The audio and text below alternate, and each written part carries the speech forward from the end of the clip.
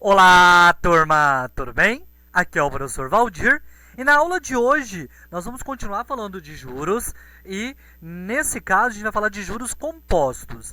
Então a gente vai fazer uma comparação do que é um juros simples, do que é um juros composto, para você entender essa diferença nessa aula e dar um exemplo também de juros compostos, alguns problemas, beleza?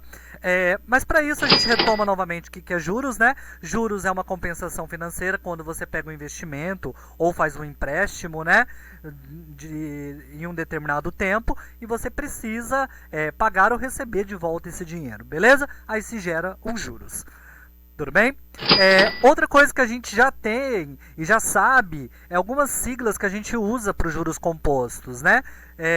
Porque é as mesmas do juros simples. Por exemplo, a letra J a gente usa para juros, a letra C para capital, né? E lembrando que aqui nos juros compostos, esse capital muda mês a mês ou tempo a tempo, ano a ano, vai depender da sua taxa de juros, tá? Mas ela tem uma alteração. A taxa de juros a gente também sabe que ela tem que ser percentual, né? Recebido ou pago pelo capital em relação ao tempo. E ela vai ter que ser substituída na fórmula dividida por 100. E fora isso, ela tem que seguir a mesma ordem de tempo do T, né? Então o T, se ele for em mês, nós temos que a taxa de juros vai ter que estar ao mês. Se o tempo for em ano, a taxa de juros tem que estar ao ano. Se o tempo for ao semestre, a taxa de juros tem que ser ao semestre. Se o tempo é ao dia, então a taxa de juros tem que ser ao dia, tá? Boletos, né? São ao dias, né? É juros sobre juros, vai aumentando assim dia a dia, beleza? Fora isso, pessoal, nós temos o M, que é o montante, né? Que é o total, que é sempre a soma do capital com a quantidade de juros que a gente gerou ali, tudo bem? Tá, aqui pensando numa comparação utilizando juros simples. Tanto que a gente vai fazer esse cálculo utilizando o mesmo pensamento do juros simples. Só que tem que lembrar que os juros compostos é mês a mês. Depois a gente vai definir uma fórmula que a gente consegue calcular passando um determinado tempo, beleza? Mas nesse primeiro momento a gente vai calcular utilizando o mesmo pensamento que é capital mais juro, beleza? Então vamos lá. O regime de juros compostos, pessoal, nós temos que entender que o juro é calculado, como eu disse, mês a mês, ou tempo a tempo, né? Sobre a aplicação do anterior. É sempre assim, pessoal, é juro sobre juro que a gente fala, tá? Então, se um mês eu tive um novo valor, um novo montante, o início do próximo mês, quando eu for calcular a taxa de juros, é em cima desse novo montante. E é sempre assim, juros sobre juros, beleza? Então tá, ó. Nós vamos fazer um exemplo a seguir, que o nosso capital inicial era de R$1.000 e 2% de taxa de juros, tá? Ao mês. E nós sabemos que a gente vai calcular os juros simples e os juros compostos para a gente entender essa diferença. Vamos lá, então? Ó, nesse primeiro momento, nós temos o seguinte. O mês zero, né, o montante zero lá no início, era 1.000 para os dois casos. Beleza? Ó, montante no início, montante no início, no zero. No primeiro mês, vamos calcular? Lembra que é o capital mais os juros. E lembra que a gente calcula os juros? Está calculado aqui já. Ó. O capital que multiplica a taxa de juros que multiplica o tempo. Nós lembramos que a taxa de juros era 2%.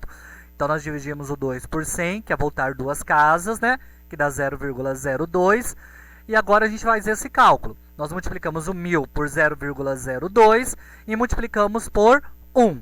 Nós sabemos que essa multiplicação vai dar 20. 20 vezes 1 é 20, mais 1.000, 1.020. No caso do montante nos juros compostos, como é mês a mês, a gente não vai colocar essa quantidade de meses que passaram aqui, beleza? A gente só vai multiplicar até a taxa de juros. Por quê? Todo mês tem que ser calculado e multiplicar por 1 não faz diferença. Beleza? Nesse caso a gente colocou multiplicado por 1 para entender que a gente fez no primeiro mês, vai fazer no segundo mês. Aqui a gente não precisa porque é mês a mês, tá? Então a mesma coisa, 1.000 vezes 0,02 é 1.020, ou é 20, com mais 1.000 é 1.020, beleza? Vamos para o próximo mês, segundo mês, para a gente ver que já vai dar diferença. Ó, no juros simples, pessoal, nós faríamos da mesma forma, né? Multiplicaríamos o capital vezes a taxa de juros vezes a quantidade de meses que se passaram. Nesse caso, 2 meses, né? Nós sabemos que 1.000 vezes 0,02 é 20, vezes 2 é 40, com mais 1.000, 1.040, né? No outro caso, pessoal, nós vamos fazer essa multiplicação, né? Ó, nós vamos multiplicar, ó, o 1.020 por 0,02. Só que é bom a gente enfatizar aqui, ó, que o nosso capital não é mais de R$1.000. Quando você vai fazer o segundo mês, seu novo capital já é 1.020. Agora, como você tem um capital de 1.020, você vai somar a taxa de juros em cima do 1.020. Tá? É isso que muda nos juros compostos. Ó. No juros simples, o capital continuava o mesmo. Nos juros compostos, o capital vai mudando mês a mês. Agora a gente multiplica 1.020 por 0,02, né? Que isso vai dar R$20,40, e somo com 1.020, que dá R$1.040,40. Ó, se você observar, já começa a dar uma diferença de valor após o segundo mês. Ó. Nesse caso, 40 centavos de diferença. Beleza? Vamos para o terceiro mês? No terceiro mês, aqui a gente multiplica novamente, o capital continua sendo o mesmo no juros simples. Multiplicamos 1.000 por 0,02, que é 20. 20 vezes 3, 60. 60 com mais 1.000, 1.060. Beleza? Agora, ó, o nosso capital, pessoal, aqui não é mais 1.000, não é mais 1.020, agora é 1.040,40 centavos, tá? Então, nós temos esse capital, eu vou ter que calcular a taxa de juros sobre esse capital.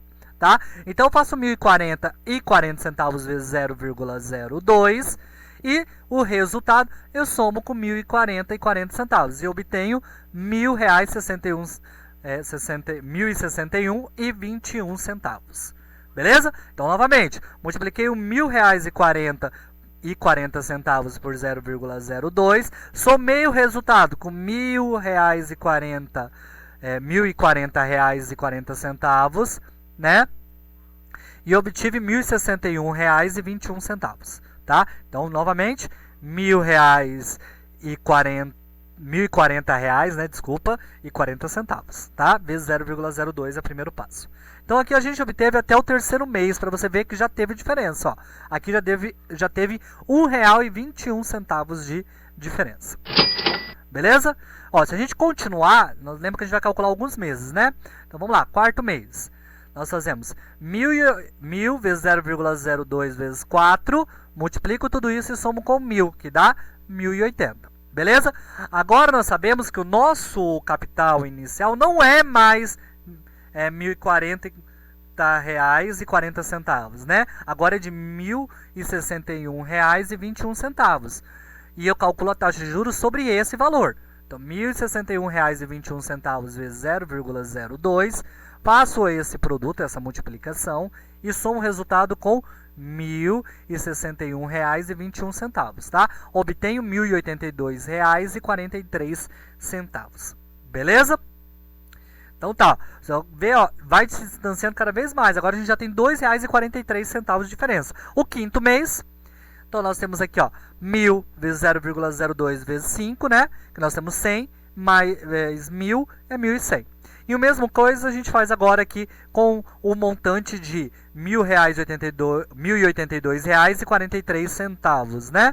Então, R$1.082,43 mais R$1.082,43.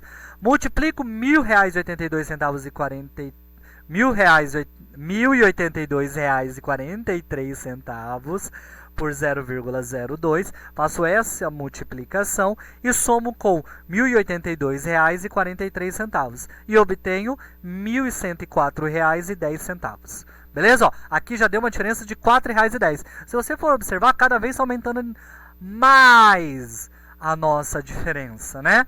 Então, pessoal, nós temos aqui, ó, que a gente pode observar que a fórmula era essa, né? Capital 1 mais 0,02t, né? Para a gente ter o nosso montante aqui. Sempre vai funcionar dessa forma, né? E aqui, nós temos que o que muda, pessoal, quando a gente vai calcular, que o tempo tem que ser exponencial aqui, ó, tá? Nesse caso é indiferente do tanto que for, isso é uma função de primeiro grau. A gente já fez isso aqui lá no caso do juros simples. Aqui nós temos um caso exponencial, beleza? Então é essa fórmula que a gente vai usar. A gente vai mostrar ela aqui agora, ó. Vamos detalhar os cálculos feitos na coluna dos juros compostos ao final de cada mês, ó. Nós tínhamos isso aqui, né, no primeiro mês. No segundo mês, nós tínhamos, né, após 2 meses, o montante 1 mais o montante 1, que a gente chegou nessa nova fórmula aqui, ó, né? Que mudou o capital, se você está olhando, ó. Agora, nós temos aqui o montante 1. O que é o montante 1? Capital 1 mais I, né? Então, fiz a substituição. Quando eu faço isso aqui, ó, isso é igual. Então, isso ficou elevado a 2. Capital 1 mais I elevado a 2, ó. Segundo mês está aqui, ó. Segundo o tempo 2. Vamos fazer o 3, você vai ver que vai aparecer de novo, ó. O montante 3 é a mesma coisa, né? O montante 2 mais o montante 2, multiplicado isso aqui. O montante 2 é isso aqui. Aí, em vez de ser 2 aqui, vai virar 3, tá? Aí no montante 4, a mesma coisa, ó. Em vez de ser o montante 3 que a gente tem em evidência aqui, agora nós vamos substituir ele por isso aqui, ó. Então, vai multiplicar por esse que é igual e vai virar elevado a quarta. Tá? Então, ó, se você observou, pessoal, assim, o que vai mudar todo mês? O nosso expoente, por isso que a gente disse lá que vai ser exponencial, tá? Então, nesse caso, nós obtemos a seguinte fórmula, né? Que é o capital que multiplica 1 mais I, que é a taxa de juros, elevado ao tempo. Beleza? Assim, o montante que resulta dessa aplicação é calculado da seguinte forma, que é essa formulazinha que a gente vai usar a partir de agora. Beleza? Toda vez que falar de juros compostos, é essa fórmula com expoente. Tá? Então, vamos lá? Ó, um capital de R$ 1.500 foi aplicado numa caderneta de poupança que rende juros compostos de 1,2% ao mês. Qual foi o saldo, montante, dessa caderneta após 6 meses de aplicação, se durante esse período não houve nenhuma outra movimentação na conta? Beleza? Ó, aplicando a fórmula dos juros compostos, temos, né? Olha lá. Capital, taxa de juros, lembra que a gente tem que voltar duas casas, ó, 1, 2. Então, por isso que ficou 0,012 elevado a 6. Eu faço 1 mais 0,012, que dá 1,012. Faço essa potência, que é 1,012 vezes 1,012 vezes 1,012 vezes 1,012, 6 vezes isso, e multiplico o resultado por 1.500, beleza? Aproximadamente esse valor elevado a 6, a gente pegou algumas casas depois da vírgula, deu 1,07419, né? Faço esse produto e encontro o valor de R$ 1.611,285, só que a gente está falando em dinheiro. Então, em dinheiro, tem que ter duas casas só após a vírgula. Nesse caso, a gente vai ter que fazer um arredondamento. Essa casa, lembra que ela é de 5 a 9, a gente soma 1 para cá. Então, em vez de ficar 28, vai ficar 29. Se fosse de 0 a 4 essa casa, nós simplesmente viria e apagaria essa casa. Então, nós chegamos num valor aproximado de R$ 1.611,29. Beleza, pessoal? Vamos para mais um exemplo, então?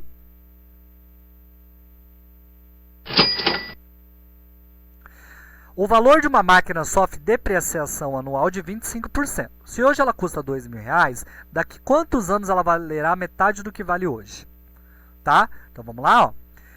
Aplicando a fórmula dos juros compostos, a definição e as propriedades operatórias do logaritmo. Por quê? Porque a gente não sabe o tempo. Toda vez que a gente não sabe o tempo, vai ser usado o log. Beleza? Então vamos lá. Ó, nós temos aqui, pessoal, que é R$ 1.000, que era o nosso montante, que é a metade. Ó, a gente quer chegar na metade. Tudo bem? Meu capital, 2.000. Minha taxa de juros, 25%. Volto duas casas, 0,25. Né? Tudo bem? Como a gente está perdendo isso ao ano, a gente não vai somar. A gente vai perder isso ao ano, né? A gente vai diminuir. Então, ó, a máquina sofre depreciação, tá perdendo. Então, o menos aqui é por causa disso, tá?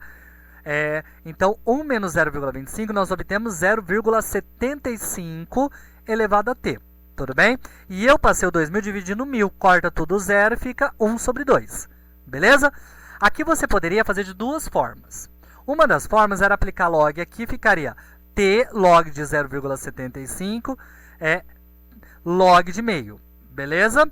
Porém, pessoal, eu preferi fazer uma coisa chamada mudança de base para a gente retomar, que é transformar isso aqui, essa exponencial, num log. O que é isso em log, né? Nós temos que o t é igual a log de 0,75 elevado, log de meio na base 0,75, né?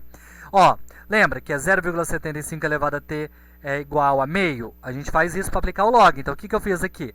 Eu transformei essa equação exponencial em log. De novo, como? Nós sabemos que o que está na base da potência sempre é a base, tá? E o que é a resposta sempre está no logaritmando, tudo bem? Como é tudo positivo, não tem problema a gente fazer log, tá? Tem que tomar cuidado, se não for negativo, não tem solução isso aqui. Esse tem que ser positivo e esse tem que ser positivo. E esse tem que ser diferente de 1. Beleza, pessoal, até aqui? Então tá, aqui eu vou fazer uma mudança de base, vamos lá? Eu vou colocar a base 10. Por que a base 10, professor? Porque aqui é... lembra, a base não aparece, a base é 10. Então vamos lá.